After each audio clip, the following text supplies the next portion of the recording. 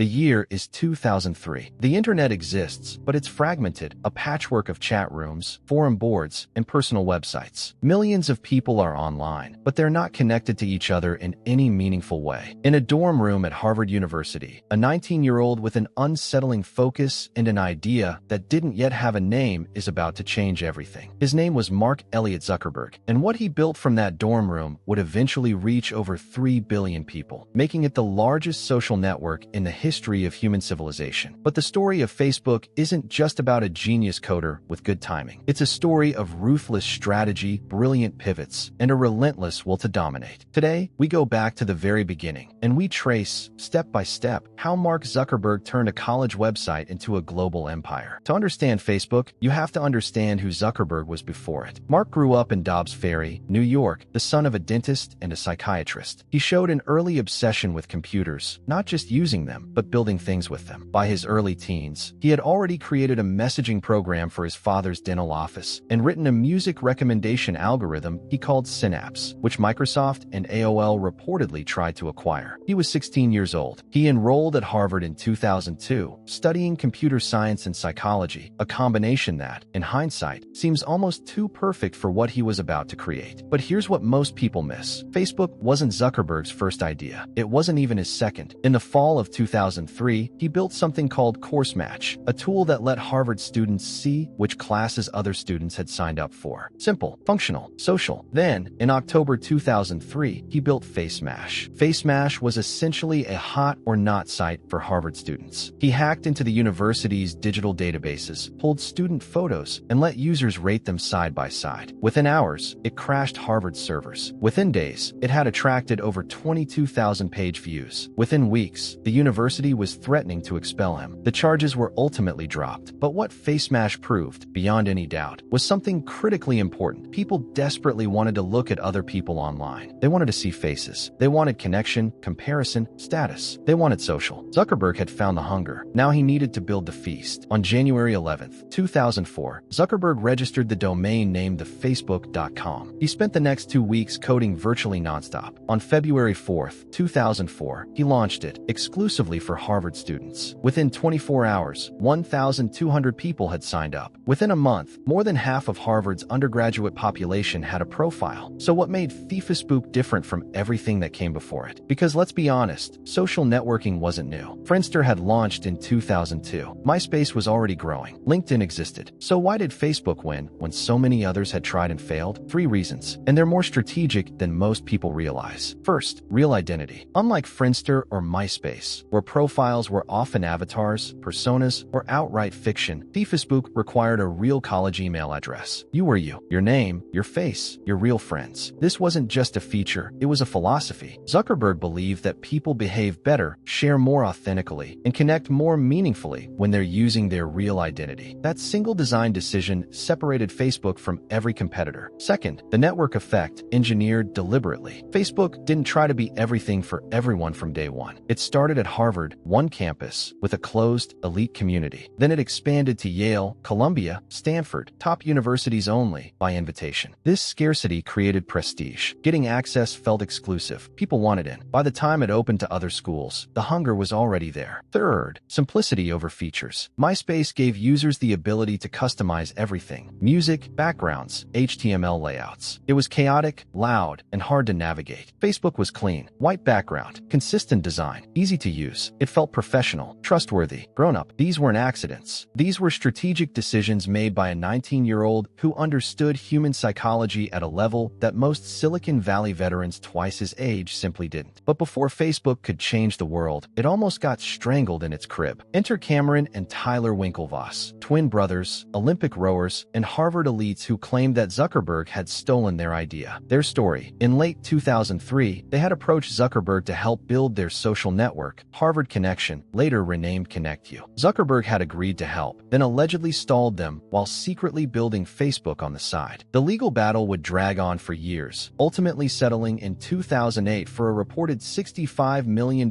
in cash and stock. The Winklevosses would later claim this was too little and contest the settlement, though they lost those appeals. But here's the thing about that legal drama: it almost didn't matter, because while lawyers argued, Facebook was growing. In the spring of 2004, Zuckerberg expanded Facebook to other Ivy League schools. In June of that year, he packed his bags and moved to Palo Alto, California for the summer, with his roommate and early collaborator Dustin Moskovitz and a handful of others. He never went back to Harvard. That summer, he met Peter Thiel, the PayPal co-founder and venture capitalist who would become Facebook's first major investor, writing a check for $500,000 in exchange for roughly 10% of the company. It was a pivotal moment, not just for the money, though that mattered, but because Thiel's involvement signaled to Silicon Valley that Facebook was serious. By the end of 2004, Facebook had 1 million users, 1 million, and they'd been live for less than a year. In 2005, Facebook dropped "the" from its name, acquiring the domain facebook.com for $200,000. Simple name, global ambition. Excel Partners invested $12.7 million, valuing the company at around $100 million.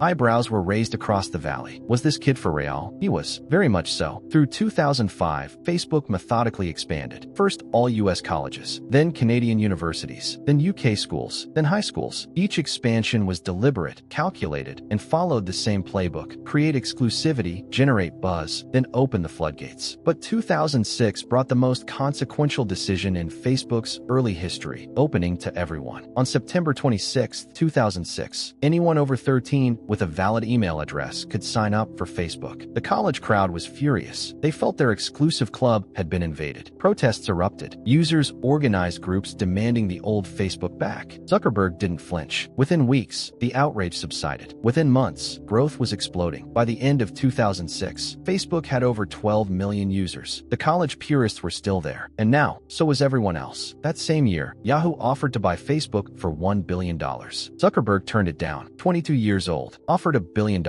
Said no. His reasoning, reportedly, Facebook wasn't done yet. He wasn't building a company to sell. He was building an infrastructure for the social internet. $1 billion was an exit. He didn't want an exit. He wanted to win. To understand why Facebook won, you need to understand two features that transformed not just Facebook, but the entire internet: the news feed and the like button. In September 2006, the same month Facebook opened to the public, it introduced the news feed, a live, constantly updating stream of everything your friends were doing. Photos posted, relationships changed, events attended, status updates written. The reaction was volcanic. Users hated it. Hundreds of thousands joined protest groups, calling it an invasion of privacy. They called it stalker-friendly, creepy, wrong, and yet they kept using it. In fact, they used it more than ever. The news feed was addictive in a way nothing had ever been. It converted passive browsing into active engagement. Instead of hunting around profiles looking for updates, the updates came to you, an infinite scroll of social information, perfectly designed to keep you on the platform. This was the architecture of compulsion, and it was deliberate. Then came the like button, launched in 2009. Simple, just a thumbs up, just a click. But what it actually was, psychologically, was a slot machine. Every post you made was now a gamble. How many likes would you get? Your brain released dopamine when you got one. You checked back to see how many you had. You posted more to get more. You became, without realizing it, addicted to the validation of your own social network. Former Facebook insiders would later admit openly that these features were engineered to exploit psychological vulnerabilities. The goal wasn't just to connect people. The goal was to make leaving impossible. And it worked. God, did it work. By 2007, Facebook had a new competitor in its sights: MySpace. MySpace was, at this point, the dominant social network in the United States. It had been acquired by Rupert Murdoch's News Corporation for $580 million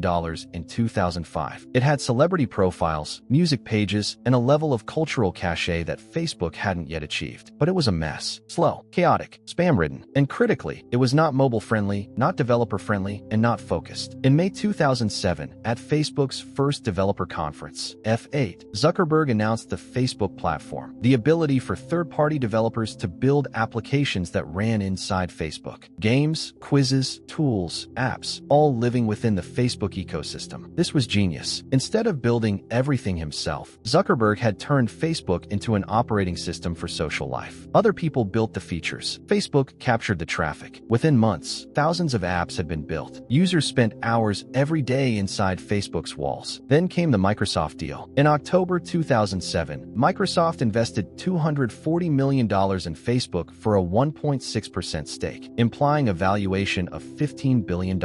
For a 4-year-old company with around 50 million users and modest revenue at the time, this was staggering. But the valuation wasn't the point. The point was the signal. Microsoft's investment told the world, Facebook is the future, and it shut shut down competing acquisition attempts from Google and others. By the end of 2007, Facebook had 100 million users. MySpace had slightly more, but was already beginning to stagnate. The war for social media dominance was on, and Zuckerberg was winning. The United States was never the endgame. It was just the proving ground. In 2008, Facebook launched its translation platform, allowing users themselves to translate Facebook into their own languages. Within weeks, Spanish, French, and German versions went live. Within months, Facebook was available in dozens of languages, powered largely by its own volunteer users. This was another brilliant strategic move. Instead of hiring expensive translation teams, Zuckerberg crowdsourced the localization to the people who cared most about it, the users themselves. Facebook got global reach at near zero marginal cost. By 2008, Facebook had surpassed MySpace in global unique visitors. The pretender had become the champion. Sheryl Sandberg joined as chief operating officer that same year, a hire that would prove as important as any product decision. Sandberg brought operational rigor and, critically, an advertising strategy. She had helped build Google's advertising engine. Now she would do the same for Facebook. Facebook ads launched with a proposition no advertiser could resist: the ability to target users by age, gender, location, interests, relationship status, workplace, and education. You didn't just buy eyeballs, you bought specific people. The precision was unprecedented. Revenue began to scale. And then, seemingly overnight, Facebook became not just the biggest social network in the world, but one of the most powerful advertising platforms ever built. By July 2010, Facebook had 500 million users, 500 million people, in 6 years. So what can we learn from Facebook's early days? What was Zuckerberg's real strategy? It wasn't luck. It wasn't just being in the right place at the right time. Every major decision, from launching exclusively at Harvard, to refusing Yahoo's billion-dollar offer, to introducing the news feed despite massive user backlash, was part of a coherent, long-term strategy. That strategy had 3 pillars. 1. Real identity. Make people be themselves, and the network becomes irreplaceable. You can't migrate your real social life to a competitor. You're locked in, not by contract, but by the architecture of authenticity. 2. Engineered virality. Every feature, the news feed, the like button, the platform, was designed to pull more people in and keep existing users engaged longer. The product itself was the marketing. 3. Long-term vision over short-term money. Zuckerberg famously didn't care about immediate monetization. He turned down $1 billion